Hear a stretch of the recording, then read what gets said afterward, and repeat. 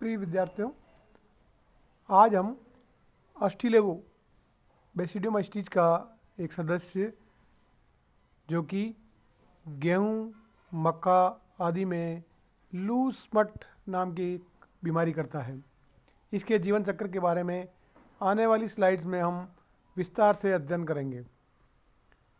Ustilago systematic position अगर हम देखें इसकी, division Mycota, sub division Eumycotina, class Basidiomycetes, sub class Heterobasidiomycetidae, order Ustilaginales and family is Astileginaceae. Genus is Astilego. Then Astilego triticide causes loose smut of wheat. गेहूं में अनावृत कंड नाम की बीमारी Ustilago tritici के नाम के द्वारा की जाती है और इसके स्पोर्स स्मट बॉल्स के रूप में दिखाई देते हैं, जो कि इस स्लाइड के अंदर आपको दिखाई दे रहे हैं। आप इसमें काले काले कई सारे ऑल पिन के बॉल के आकार के, हेड के आकार के कई सारे क्लेमाइडोस्पोर आप इस स्लाइड के अंदर देख सकते हैं। हैबिट एंड हैबिटेट,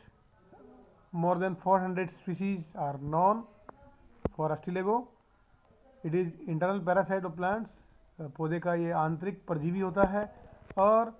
स्मट नाम की बीमारी करता है, जिसके अंदर कई काले रंग के बीजाणुओं का निर्माण होता है। नीचे गेहूं की बाली के अंदर आपको ये रोग दिखाया गया है। आप देख सकते हैं किस प्रकार से इसकी बाली के अंदर ये नॉर्मल बाली दिखाई गई यहाँ पर, और बाली के दानों के अंदर जब काला काला पाउडर भर जाता है और वो दाने फट जाते हैं तो किस प्रकार से उसके अंदर जो है काले पाउडर की जमावट उसके एक्सिस के ऊपर, उसके फ्लावर एक्सिस के ऊपर दिखाई देती है, वो दिखाई दे रही है यहाँ पर। तो ये ब्लैक डिजीज जो कि गेहूं के अंदर अस्टिलेगो ट्रिटिसाई के द्वारा की जाती है, इसका चित्रण यहाँ पर स्लाइड में किया गया है। अगर हम इसका कायिक स्ट्रक्चर या वेजिटेटिव संरचना अगर हम देखें इसकी, तो अस्टिलेगो के अंदर माइसीलियम प्राथमिक या द्वितीयक हो सकता है, प्राइमरी या सेकेंडरी हो सकता है। प्राथमिक जो कवकजाल होता है इसका वो एक केंद्रकीय होता है, इसीलिए उसको मोनोकैरियोटिक माइसीलियम कहते हैं, जो कि बेसिडियोस्पोर के अंकुरण के द्वारा बनता है, इसलिए वो एक केंद्रकीय एक कोशिकीय होता है और इसीलिए उसको मोनोकैरियोटिक माइसीलियम कहते हैं। जबकि इसका द्वितीयक माइसीलियम या जिसको हम सेकेंडरी माइसीलियम कहते हैं वो पटयुक्त होता है, डाइकैरियोटिक होता है, उसमें दो दो केंद्रक होते हैं और ये होस्ट के प्लांट में इन्फेक्शन में जो है उसकी कोशिकाओं के बीच बीच में पाया जाता है। पहले ये इंट्रासेलुलर होता है, इंट्रासेलुलर का मतलब ये कोशिका के अंदर की ओर पाया जाता है, जो कि बाद में ग्रोथ करके और ये बाहर निकल आता है और कोशिकाओं के बीच में अंतर कोशिकीय हो जाता है। माइसीलियम होस्ट के अंदर होस्टोरिया भेज करके अपना भोजन प्राप्त करता है और जो इन्फेक्शन दिखने की जो शुरुआत होती है वो उसके फ्लावरिंग स्टेज पर नज़र आती है और फ्लावरिंग स्टेज में जब उसके पुष्पों के अंदर बाली बनती है, उस बाली के अंदर ये रोग दिखाई देता है। डार्क ब्राउन पाउडर जो कि उसकी बाली में दानों के स्थान पर भर जाता है और ये सारी बालियाँ जो कि स्वस्थ दिखाई देने वाली होती है, उनके स्थान पर काला काला पाउडर इकट्ठा हो जाता है। ये बालियों के दाने फट जाते हैं और उसमें से हवा के द्वारा ये टेलुटोस्पोर या स्मट स्पोर उड़ करके एक स्थान से दूसरे स्थान पर चले जाते हैं और ये होस्ट को डिस्ट्रॉय करने का कार्य करते हैं। अगर हम रिप्रोडक्शन देखें इसका, तो क्लेमाइडोस्पोर या जिसको हम ब्रांड स्पोर कहते हैं या स्मट स्पोर कहते हैं, इसका निर्माण इसके अंदर होता है। माइसीलियम जैसा कि आपको बताया गया कि जो ये फ्लावरिंग स्टेज के अंदर उसके ईयर में बनता है और ये माइसीलियम वहाँ जाकर के उसकी ओवरी में बैठ जाता है और ओवरी के अंदर माइसीलियम को वो इकट्ठा करता जाता है। बाद में इसमें डिवीज़न या रीडिवीज़न के द्वारा काफ़ी मात्रा में उसके अंदर माइसीलियम इकट्ठा हो जाता है, कंडीशंस फेवरेबल होती है और पौधा जितना भी भोजन होता है वो सारा उसकी ओवरी के अंदर बेचता है ताकि बीज का निर्माण हो सके। लेकिन कवक उस माइसीलियम के रूप में वहाँ उसकी अंडाशय के अंदर या ओवरी के अंदर बैठा रहता है, और जब उसके पास में काफ़ी मात्रा में भोजन इकट्ठा हो जाता है तो उसकी हाइपी या जिसको हम कहते हैं कवक सूत्रों के अंदर स्वेलिंग की प्रक्रिया शुरू होती है, फूलना शुरू होते हैं, और फूल करके वो कई सारे स्मट स्पोर्स का निर्माण कर देता है। जैसा कि मैंने आपको बताया कि जय क्लेमाइडोस्पोर, प्रांट स्पोर, स्मट स्पोर, ये सारे नाम उसको दिए जाते हैं। और ये सारे स्पोर ब्लैक होते हैं, और ब्लैक होने के साथ ही ये राख के जैसे दिखाई देते हैं, इसलिए इसको स्मट नाम दिया गया है। ये सारे के सारे जो बीजाणु होते हैं वो मोतियों के आकार में लड़ी में जुड़े रहते हैं, इसलिए इसको बीडे डिफरेंस आईपी के अंदर दिखाई देती है। और ये रस्टी मास और ग्रुप ऑफ ब्लैक स्पोर, जिसको हम स्मट के नाम से भी जानते हैं। स्मट स्पोर्स जो कि ब्रांड स्पोर के रूप में दिखाई देते हैं, और आगे चल कर के ये रोग को बढ़ाने का कार्य करते हैं। एक स्थान से दूसरे स्थान पर हवा में उड़ते हैं, और उड़ने के साथ ही ये जो है रोग को पहुंचाने का कार्य करता है। हाइपी की स्वेलिंग आप देख रहे हैं स्लाइड के अंदर, जिस प्रकार से हाइपी की स्वेलिंग होती है उसी के आधार पर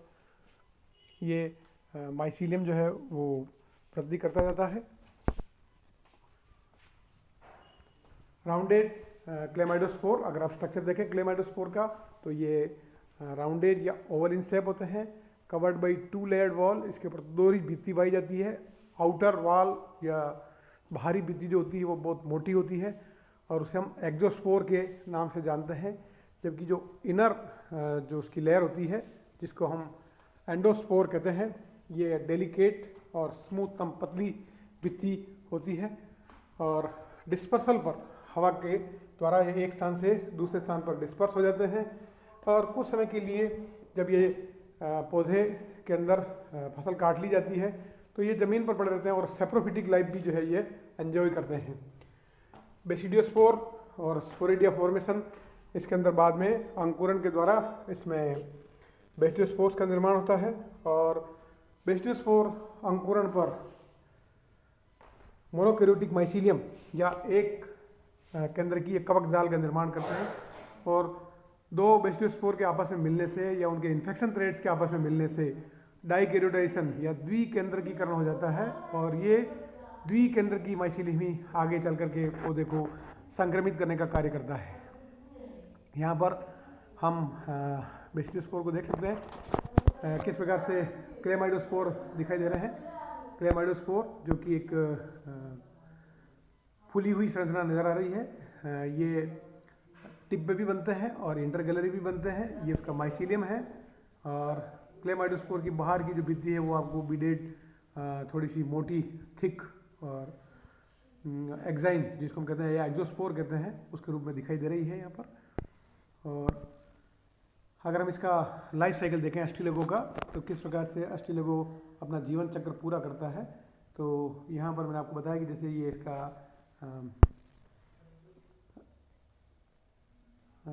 पक्सिनिया के अंदर ये मोनोकैरियोटिक माइसीलियम इसमें आपको पक्सिनिया के अंदर ये स्पोर 5 प्रकार के दिखाई देते हैं, जबकि एस्टिलेगो के अंदर ये स्पोर केवल 2 प्रकार के बनते हैं। इसके अंदर एक हम बेसिडियोस्पोर कहते हैं, दूसरे को हम क्लेमाइडोस्पोर या स्मट स्पोर कहते हैं। जो मोनोकैरियोटिक माइसीलियम है जो कि बेसिडियोस्पोर के अंकुरन से बनता है, ये बेसिडियोस्पोर क्लेमाइडोस्पोर या टेलुडोस्पोर के अंकुरन से बनते हैं, और ये एक मोनोकैरियोटिक माइसीलियम को जन्म देते हैं जिसके अंदर प्रत्येक कोशिका के अंदर एक ही केंद्रक होता है। ये मोनोकैरियोटिक माइसीलियम आपस में एक दूसरे से सोमेटोगेमी के द्वारा डाइकैरियोटाइजेशन कर लेता है, और हम देखते हैं कि आगे चल करके द्विकेंद्र की कवक जाल का निर्माण हो जाता है। ये सारा डाइकैरियोटिक माइसीलियम यहाँ पर दिखाया गया है, जिसमें प्रत्येक कोशिका में 2-2 केंद्रक दिखाई दे रहे हैं यहाँ पर। इस डाइकैरियोटिक माइसीलियम के द्वारा पौधे को इन्फेक्ट किया जाता है, और बाद में जब कंडीशन फेवरेबल होती है तो इसके अंदर टेलिडोस्पोर या टीलियोस्पोर या ब्रांड स्पोर का निर्माण होता है, जो कि एक कोशिकीय द्विकेंद्र की होता है, और उसमें दोहरी भित्ति होती है, ऊपर की तरफ जो है एक्साइन होती है, अंदर की ओर इंटाइन होती है, और ये दोनों इसके जो केंद्रक हैं बाद में कैरियोगेमी के द्वारा फ्यूजन करके डिप्लॉइड स्पोर का निर्माण कर लेते हैं, और इस डिप्लॉइड जाइगोट या हम कह सकते हैं कि जो टेलुटोस्पोर होता है इसके अंदर बाद में मियोसिस होता है, और मियोसिस के फलस्वरूप इसमें अंकुरण के द्वारा 4 बेसिडियोस्पोर का निर्माण होता है, जो कि आपको आगे स्लाइड में दिखाए गए हैं। ये इसका बार्ले का यहाँ पर लाइफ साइकिल दिखाया गया है। अस्ट्रेलिया हॉर्डाई के द्वारा बार्ले के अंदर कवर्ड स्मट होती है। ये हमने बात की थी यहाँ पर लूज स्मट की। इसी प्रकार से अस्ट्रेलिया की कुछ जातियाँ जो है वो कवर्ड स्मट नामक रोग भी करती है, और उसमें भी इसी प्रकार से जैसा कि आपको बताया गया है कि जो किस प्रकार से उसकी बाली के अंदर ये रोग फैलता है, और जो उसका रिप्रोडक्शन है, सेक्सुअल रिप्रोडक्शन, वो प्लाज्मोगेमी, कैरियोगेमी और मियोसिस के द्वारा संपन्न होता है। यहाँ पर हम देख सकते हैं कि किस प्रकार से अस्ट्रेलिया के द्वारा विभिन्न सीरियल और हम कह सकते हैं जो अनाज पादप हैं या फसली पादप हैं उनके अंदर किस प्रकार से रोग करने का कार्य किया जाता है। तो इसमें पहला उदाहरण लूज स्मट ऑफ व्हीट, जो कि अस्ट्रेलिया ट्रीटिसाई के द्वारा किया जाता है। ये एक कॉमन बीमारी है, और लगभग 20% फसल जो है ये नुकसान करने का कार्य करता है। और इसके अंदर जो है क्योंकि पूरे के पूरे दाने हैं वहाँ पर काला काला पाउडर भर जाता है, तो किसान को इसकी ईल्ड से बहुत नुकसान भुगतना पड़ता है। तो बहुत ही कॉमन बीमारी है हमारे क्षेत्र के अंदर भी। दूसरा है अस्ट्रेलिया हॉर्डाई या अस्ट्रेलिया नूडा, जो कि कवर्ड स्मट नाम का रोग करती है बार्ले के अंदर, और ये लगभग 1% डैमेज प्लेन्स में करती है, और लगभग 10 से 20% डैमेज जो है वो फुट हिल्स के अंदर, पहाड़ियों के जहाँ पर फुट हिल्स होती है वहाँ पर जो है ये रोग करती है। और कई सारे ह्यूमिड प्लेसेज इन पाकिस्तान जो है ये भी इस रोग का इस पूरे क्षेत्र के अंदर हम ऐसा असर देख सकते हैं। Loose smut of maize is caused by Ustilago maydis और अस्ट्रेलिया जी, जो कि मक्का के अंदर भी जो है लूज स्मट नामक रोग करती है, और ये भी मक्का के दानों के स्थान पर काले काले पाउडर के रूप में इकट्ठा हो जाता है और मक्का की फसल को भी नुकसान पहुंचाने का कार्य करता है। इसी प्रकार से अस्ट्रेलिया साइटेमिनिया या अस्ट्रेलिया सेकेराई और अस्ट्रेलिया एविनी, जो कि ओट के अंदर लूज स्मट नाम की बीमारी करता है। तो शुगर कैन और एविना स्टाइवा उसके अंदर भी ये लूज स्मट नामक बीमारी करता है। तो अस्ट्रेलिया को जो है वो कई सारे पादपों को, विभिन्न अनाजी पादपों को ये नुकसान पहुंचाने का कार्य करता है, और उससे उसकी फसल को बहुत ही ईल्ड के अंदर नुकसान उठाना पड़ता है। और किसान जो है इसी वजह से जब भी ये बीमारी फील्ड में आती है तो वो उसके पूरे इरिडिकेशन के प्रयास करता है, और अस्ट्रेलिया को फील्ड से इरिडिकेट करने के लिए जब भी पौधे के अंदर ये रोग आ जाता है तो रोगग्रस्त बालियाँ जो भी होती हैं उनको तोड़ करके एक स्थान पर इकट्ठी करके वो जला देता है, और जलाने के साथ ही वहाँ से जितने भी रोगग्रस्त पौधे हैं उनको भी वो खेत से बाहर फेंक देता है,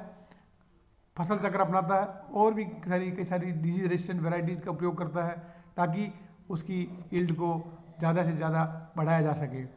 अस्ट्रेलिया ट्रीटिसाई, जो कि अस्ट्रेलेजिनेल्स और स्मट का एक मेंबर है, और जो लूज स्मट और कवर्ड स्मट, जैसा कि आपको बताया गया, 2 प्रकार की बीमारियां करता है। लूज स्मट और कवर्ड स्मट के अंदर अंतर क्या होता है? लूज स्मट में जब भी ये रोग आता है तो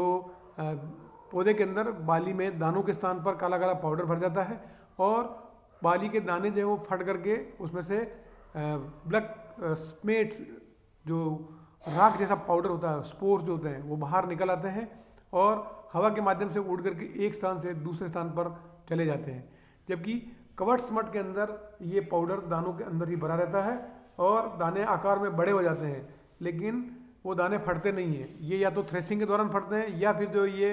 किसान के द्वारा अपने नेक्स्ट ईयर के लिए स्टोर कर लिए जाते हैं। जब वो किसान उन बड़े बड़े दानों को अगले साल बोता है तो वो डिजीज वापस उसके सिस्टमिक इन्फेक्शन के रूप में पौधे के अंदर आगे वृद्धि कर जाती है। तो अस्ट्रेलिया के द्वारा लूज स्मट और कवर्ड स्मट दोनों ही प्रकार की बीमारियां की जाती है, और ये एक बहुत ही ड्रास्टिक डिजीज है जो कि लॉन्ग टर्म में फसलों को नुकसान पहुंचाने का कार्य करती है। तो हम इस डिजीज का प्रैक्टिकल के अंदर भी स्पोर्ट्स का हम अध्ययन करते हैं, और जैसा कि मैंने आपको पहली स्लाइड के अंदर बताया था कि इसके अंदर स्मट के बीजाणु बिल्कुल स्मट बॉल्स के रूप में एक ग्रुप के रूप में आपको आलपीन के हेड की तरह दिखाई देते हैं, जिस पर दोहरी भित्ति होती है, वॉल स्मूथ भी होती है या खुरदरी हो सकती है, लेकिन उसके ऊपर 2 वॉल पाई जाती है। एक उसके ऊपर एक्जोस्पोर होती है, एक उसके ऊपर एंडोस्पोर होती है। और इसका अध्ययन हम प्रायोगिक कक्षा के अंदर भी माइक्रोस्कोप के अंदर करके देख सकते हैं उसको हम। धन्यवाद।